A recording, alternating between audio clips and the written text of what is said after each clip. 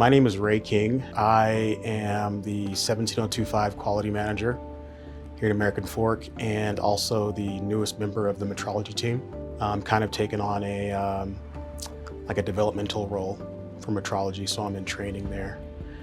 Before that, I started in Fluke in 2017, and I worked in a cell called Probe Terminations, and I did that for about a year and a half. After that, I got moved up to primary standards, where I built the triple point of water, thermocouples, helped with SPRTs, and a lot of testing.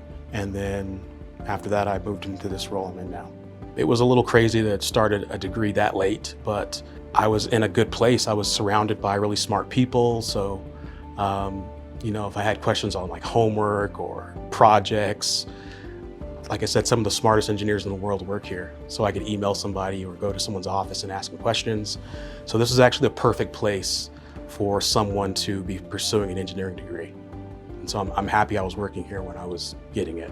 The coolest part about my job is there's always something new to learn in metrology, and every day is different.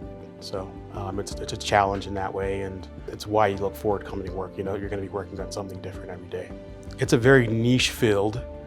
You're going to always have job security, so if that's one of your criteria for looking for a role in metrology, you're always going to have work, and you're never going to learn everything. So be open and take advice from the people that have been doing it for a really long time. Do more listening than you do talking. And if you're new, you're probably not going to be the smartest person in the room. You kind of do really have to like being a nerd and liking technology and taking things apart and digging deep. So if you like doing those things and problem solving, it's probably a good career for you.